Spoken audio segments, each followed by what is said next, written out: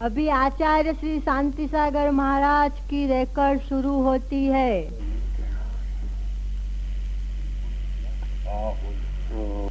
ओम अनंत सिद्धाय नमः। ओम अनंत सिद्धाय नमः। ओम अनंत सिद्धाय नमः। पांच भरत पांच ऐरावत 10 खंड भूत भविष्य 30-24 भगवान 30-24 भगवान श्रीमंद्रारी 20 तीर्थंकर भगवान 20 तीर्थंकर भगवान पशुवारी महावीर पर्यंत 1452 ग्रह देवालय चारण विधि मुनिधारी मुनीश्वर नमो 64 विधिधारी मुनीश्वराय नमो अंतकट केवली भिवो नमो नमः प्रत्येक तीर्थंकर वर्ग 10 घोरोपसर्ग मुनीश्वराय नमो।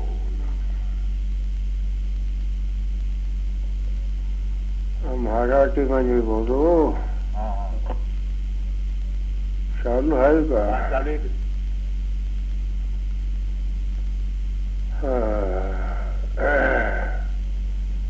अकरा अंग 14 पूर्व शास्त्र महासमुद्र आहे त्याच्या वर्णन करणारे आज कोणी सुटकेवरी नाही केवली त्यांचा वर्णन करणार आहे केवली वर्णन करणार आहे आमच्यासारखं शूद्र मनुष्य काय वर्णन करतो तर महत्व ग्रंथ हा आपला आत्म्याचा कल्याण करणार आहे। जनवाणी सरस्वती सुतदेवी हा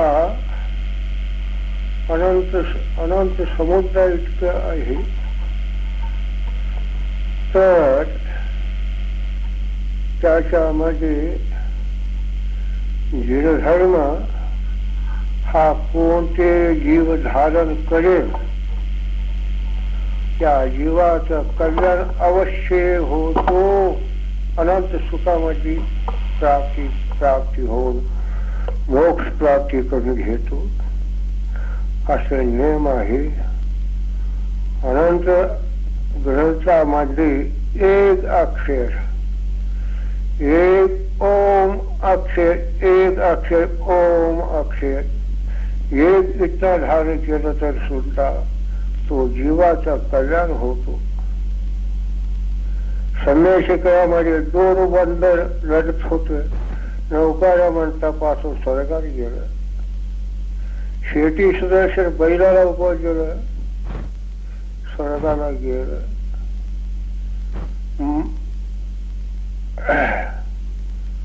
दोन सप्त व्यसनधारी अजिरा चोर होणारा नौकार म्हणतो उपदेशाला स्वर्गाला गेलं मोक्षाला गेलं। आणि हे तर 16 कुट्टा महान नीच जातीचा जीवनदर मुनीने कुमारने उपदेश केला देवगती झाला। इतका महिमा जनधर्माचा आहे परंतु कोण धारण करत नाही। जैनी हो कर सुद्धा जनधर्मावर विश्वास नाही। अनंत काळापासून जीव पुद्गल दोन्ही भिन्न आहे। हा जग सगळं जाणतो परंतु विश्वास नाही करत। पुद्गल अलग आहे जीव अलग आहे तर दोन्ही भिन्न असून आपण जीव आहे काय पुद्गल आहे हा विचार करावा। आपण तर जीव आहे पुद्गल नाही। पण पुद्गल आहे अलग आहे, जड आहे, त्याच्यात ज्ञान नाही.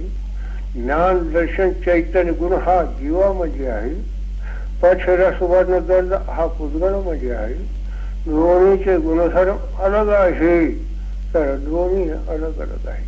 आपण जीव काय पुद्गल, आपण जीव आहे. पुद्गलाचं पाठी पडून हा मोहिनी कर्म आपणाला येऊन गेला आहे. मोहिनी कर्म जीवाचा घात करतो. पुद्गलाच्या पक्षाला पडला जीवाचा घात होतो. जीवाचा पक्षाला पडला तर पुद्गलाचा घात होतो.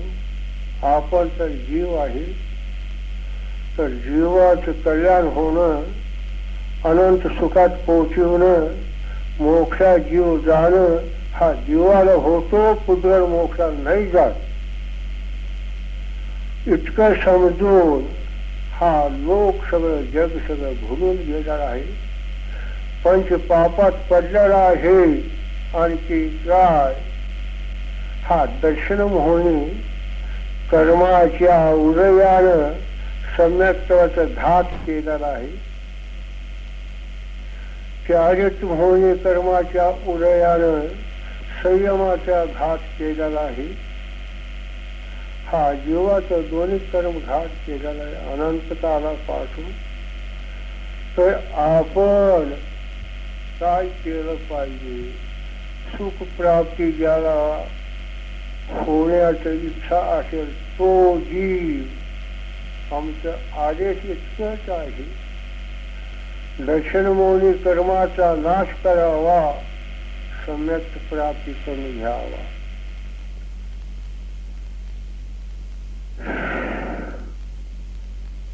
शारीरिक मोहिनी कर्माचा नाश करावा, संयम धारण करावा.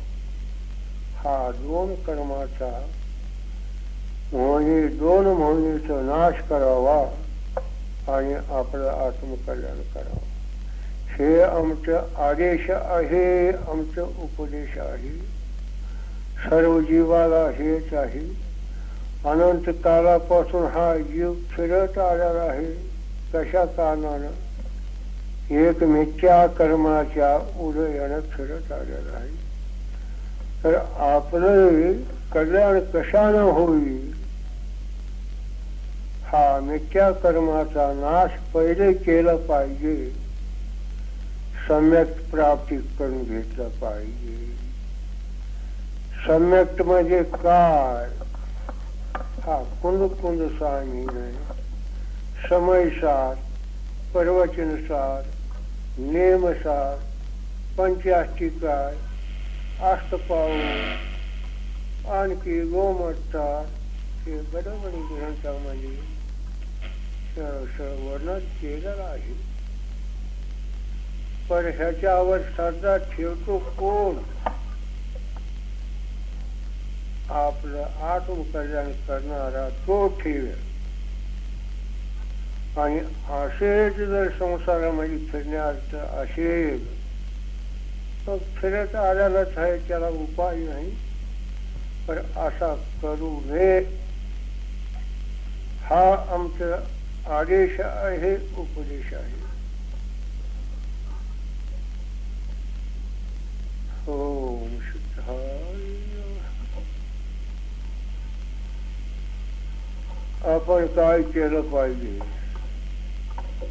दर्शन मोहिनी कर्माचा क्षय केला पाहिजे. कशानं क्षय होतो? आत्मचिंतनानं होतो. कर्म निर्जर कशानं होतो? आत्मचिंतनानं होतो. दान पूजा सगळं केलं तर पुण्य बंद पडतो. तीर्थयात्रा केलं तर पुण्य बंद पडतो. हरेक धर्माचा कार्य केलं तर पुण्य बंद पडतो. कर्म निर्जर होण्याला आत्मचिंतन साधन आहे. केवळ ज्ञान होण्याला आत्मचिंतनाचं साधन. का अनंत कर्माचा निर्जर होण्याला आत्मचिंतनाचं साधन आहे. आत्म्याचं ध्यान केल्याशिवाय कर्माचं निर्जर होत नाही, तीव्र ज्ञान होत नाही, तीव्र ज्ञानाशिवाय मोक्ष प्राप्ती होत नाही. तर आपण काय केलं पाहिजे? 24 घंट्यामध्ये 6 घडे उत्कृष्ट सांगितलेलं आहे, 4 घडे मध्यम सांगितलेलं आहे, 2 घडे जगणी सांगितलेलं आहे. इतके वेळ मिळेल तितकं करावा. निराळला 10-15 मिनिट तर करावा. निराळला आमचं म्हणणं 5 मिनिट तर करावा. आत्मचिंतन करावं. आत्मचिंतन केल्याशिवाय सम्यक प्राप्ती होत नाही. सम्यकताशिवाय कर्माचा संसार बंद तुटत नाही. जन्म जरा मरण हा सुटत नाही. सम्यकताशिवाय पुढे सम्यक्त झाल्यानंतर संयमाच्या पाठी लागलं पाहिजे. हा चारित्र होणे कर्माचा उदय आहे. सम्यक्त होऊन शाश्वत सागर पर्यंत राहील, मोक्ष होत नाही का? चारित्र होणे कर्माचा उदय असल्या कारणाने.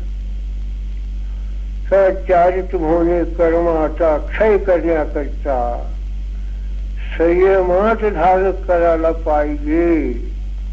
हरेक जीवानं संयम धारण करायला पाहिजे. संयमाशिवाय चारित्र होणे कर्माचा क्षय होत नाही. तर हा संयम कसं बी असो, पर संयम धारण करायला पाहिजे. भिवू नका. संयम धारण करायला भिवू नका. संयम धारण केल्याशिवाय सात्विक गुणस्थान होत नाही. कपड्यात सात्विक गुणस्थान होत नाही. सात्विक गुणस्थान शिवाय आत्म्याचा अनुभव येत नाही. आत्म्याच्या अनुभवाशिवाय कर्माचा निर्जर होत नाही. कर्माच्या निर्जराशिवाय केवळ ज्ञान होत नाही.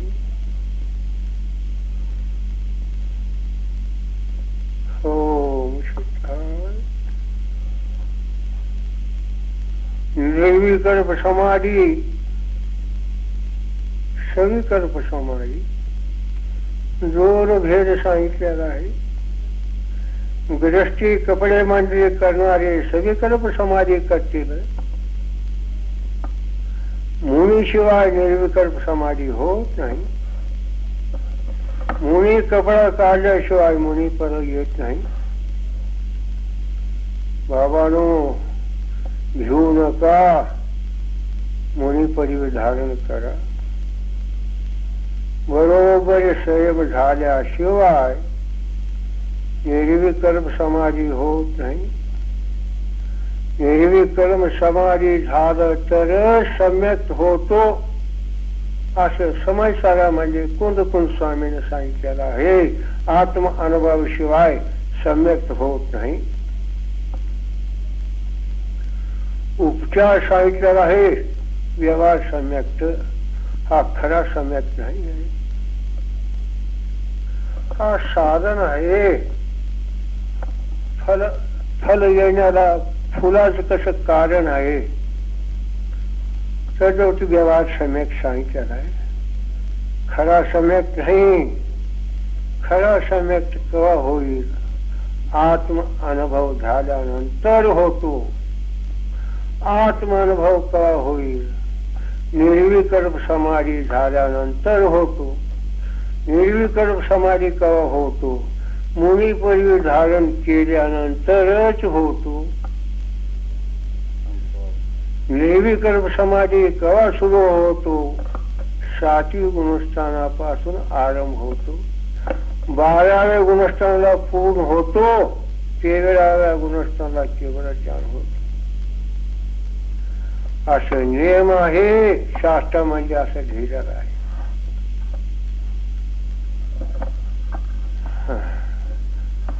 तर आपण भिवू नका. भिवू नका. का?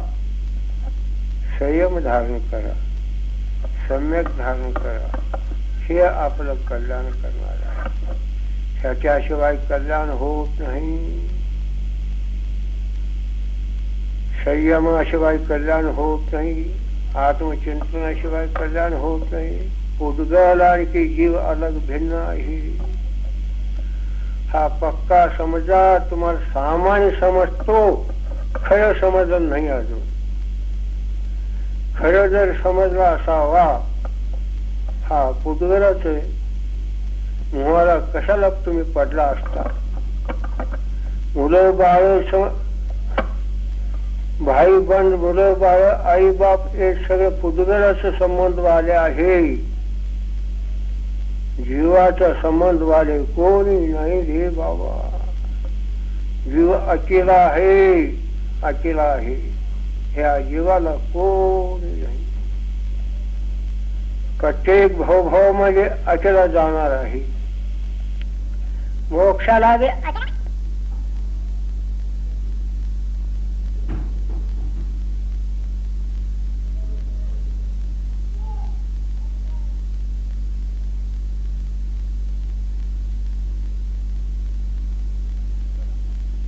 देवपूजा, गुरुपाचे, स्वाध्याय, संयम, तप आणि दान, हा 7 क्रिया झालेला आहे, सांगितलेला आहे.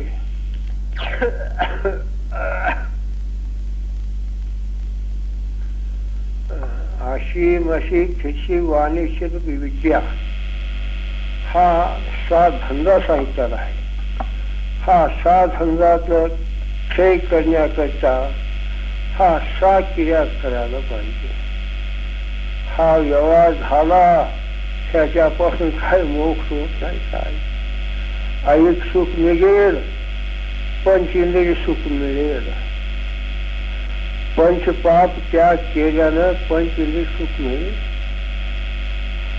हा मोक्ष नाही मिळेल. मोक्ष कशाने मिळतो?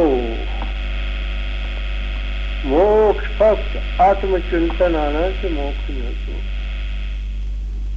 बाकी कोणते कर्मानं, कोणते क्रियानं, कोणते कार्यानं, कोणते काय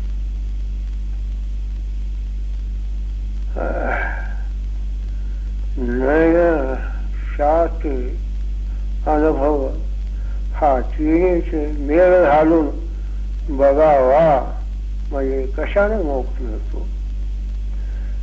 बाकी सगळं असू दे, आपला अनुभव कसला. भगवानचे वाणी पुढे काही किंमत नाही. सत्यवाणी आहे, वाणीवर पूर्ण विश्वास ठेवला पाहिजे.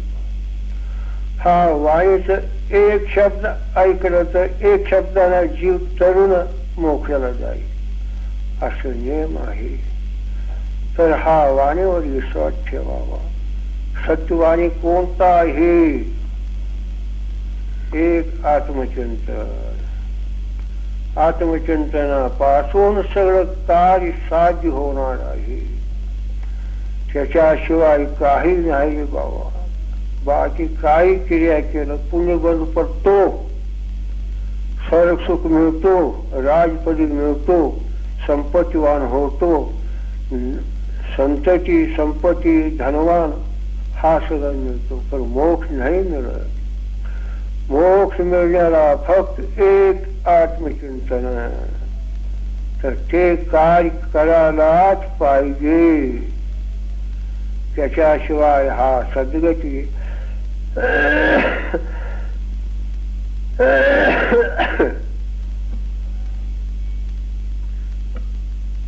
सद्गती होत नाही. हा क्रिया केला पाहिजे.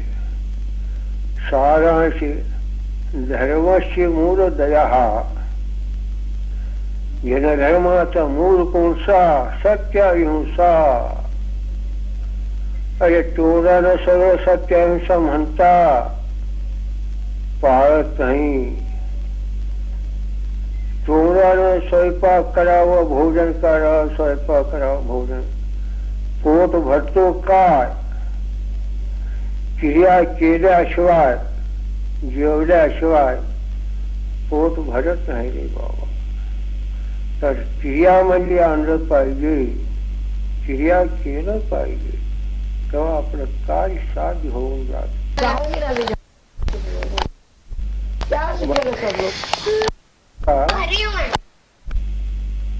सत्य अहिंसा पाला. सत्यामध्ये सम्यक येतो. अहिंसामध्ये कोणत्या जीवाला दुःख नाही देता. हा व्यवहारिक गोष्ट आहे.